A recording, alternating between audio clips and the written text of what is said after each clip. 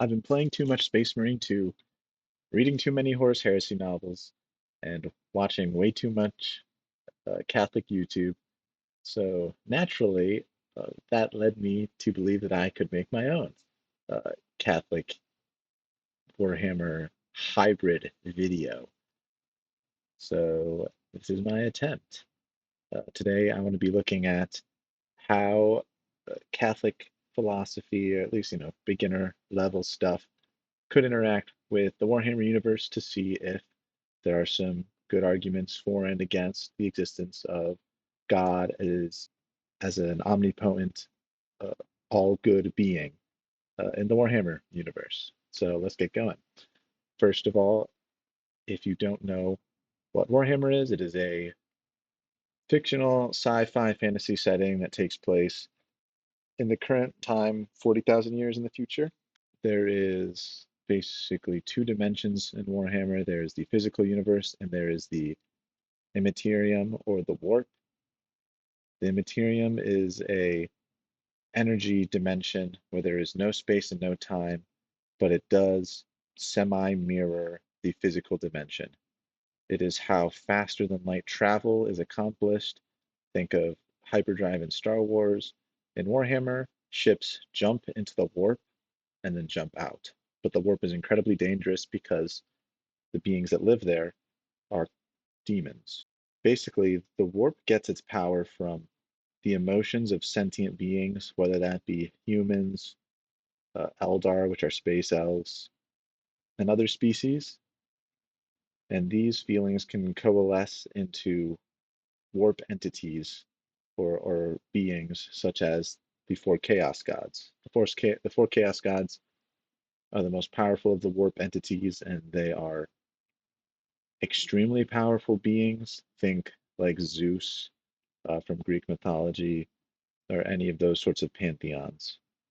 However, they are not omnipotent, and I believe that even with this warp shenanigans and chaos god tomfoolery, there is still room for a creator above all of that.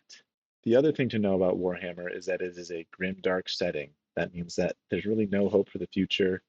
Uh, Specifically, pretty much everyone in the setting is pure evil. The Imperium of Man, the main human faction, is described as the worst dictatorship, the worst emperor, the worst government that could ever exist. And it's true. It's very cruel and very unjust and very evil. So it's basically our universe, but multiply it by negative 40,000 in terms of goodness. And then you get Warhammer. That being said, I still think there are some very good arguments that we can apply to Warhammer that could argue for the existence of God. Specifically, in this first example, I want to look at the warp.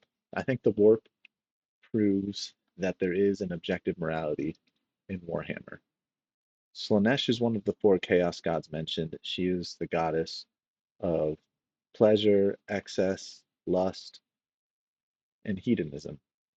And as a warp entity, she was birthed by the collective emotions of all of the Eldar.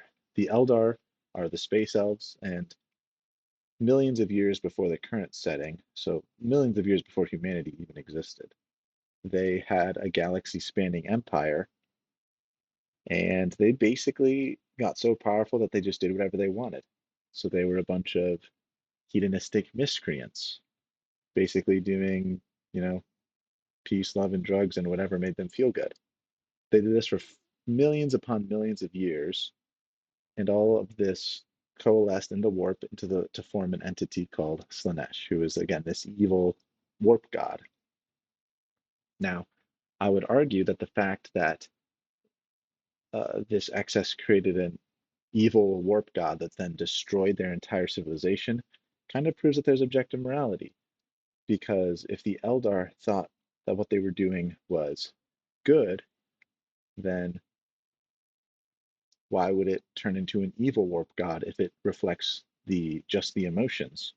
Clearly, there is some sort of negative energy that is going into the creation of this warp god that is outside of the cultural norms of the Eldar. The Eldar merely, uh, even though they thought they were doing good, they weren't. And it wasn't like a small fraction, it was their whole culture that was doing this. Now, that to me points that there is some objective morality. And as C.S. Lewis says in Mere Christianity, uh, one of a pretty good surface level argument for God is that if an objective moral truth exists, it implies pretty heavily the existence of an all good, omnipotent God. I mean, you can kind of see that correlation there, right? So clearly, even though there is a lot of evil in Warhammer, there is definitely some room for God.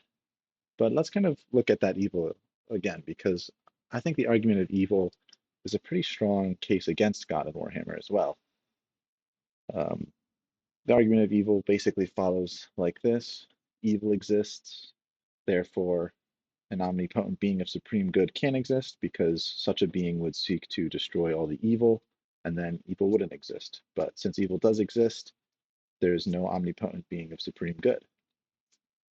uh, Evil is very visible in Warhammer. Like I said, I think it's just, again, a striking example in terms of it's like just a multiplicative of badness of evil from what we have in our world. I mean, you think there's suffering in our world, like multiply it by like, I don't know, a trillion worlds. I mean, the Imperium causes so much suffering on a mass scale of its own population. There's the other Xenos factions that they're exterminating and that are exterminating the humans. And one of the famous lines in Warhammer is, "In the grim darkness of the far future, there is only war." So that's kind of intrinsic to the setting. Again, it's a grim dark setting. Part of the allure is that it is kind of hopeless and there's all this evil. And even the good factions, quote unquote good factions, like the Salamanders of the Tau, uh, they're still doing acts of domination and genocide and atrocities and deplorable acts of evil.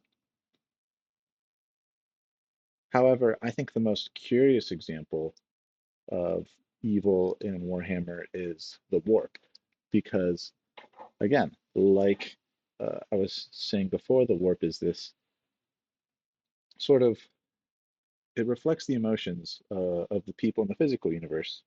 However, the setting heavily implies that negative energy has a lot more sway in the warp than positive energy. There are no good chaos gods, for example. There's only, the four evil ones. And there aren't really warp entities that you could consider like to be good. It's just evil. It's just a dimension of evilness. Anytime you are exposed to the warp, there's a possibility you like become corrupted and mutate into like a demon and all of this stuff. So it seems like a pretty cut and dry case for it's a pretty evil place. And if there was a good God, then why doesn't he, tip the scales a bit at least, let some of the positive stuff come through, have at least one positive chaos god or whatever. Uh, and I suppose someone could try to make the argument that Big E would be a positive god. I wouldn't, I personally would not make that argument. I mean, he almost became, like the fifth chaos god if you I think if you read that lore, I think I've seen that somewhere. But there's no good in the warp. And the fact that there's no good in the warp makes it really seem like, oh, then how can there be an omnipotent supreme good God if there's a dimension that's pretty much all evil? I mean, it seems like a good omnipotent God would like smite the hell out of the warp. And the fact that he doesn't means he either doesn't exist, at least in the typical monotheistic understanding. So, what I would say to that, though, is again, bringing an argument that I like from the real world, which would be the argument from free will. Under this argument, it is important to define evil as the lack or absence of good. God gives people free will because to freely choose him is a greater good than if everyone was just born good. But since he gives us the ability to choose, that means that we can potentially choose things that are not the good, and thus the lack of the good would be evil. And that's how evil is in this world. I think that looking at the warp again with this idea in mind, I think it's pretty easy to see then why there's not so much positive stuff. Because again, as a grimdark setting, not many people, if any, are choosing to do the good, uh, like the objective good. I mean, subjectively, yes, everyone's acting for their own self-interests, but like the objective good, no one is really doing that. And so, of course, you're going to have all of the power in the timeless warp be evil, because even if there was good stuff, the other warp entities that are evil would destroy it. And again, there's you have a history of, millions and millions of years of the Eldar fornicating so much they create Slanesh versus what, like even if you want to argue the Tau, they've been around for what, like 10,000 years? It's just not measurable. There's way more evil in 40K than good, and so the warp is going to naturally reflect that, which means that there is room for the argument from free will in Warhammer. So, in conclusion, I would say that from my perspective, seeing that you can apply some of these arguments the same, at least just looking at these few arguments, I would say there's just the same amount of likelihood as God existing in this universe as in the 40K universe. I think it's kind of a fun exercise. It doesn't really impact the setting that much for me, but it's just kind of a fun exercise to see, how these arguments work in kind of these extreme cases. Uh, if you want to hear more random ramblings like this, please comment. Um, there's a lot more arguments I could look into and a lot more settings I could look into. Thank you very much for your time. Have a wonderful day.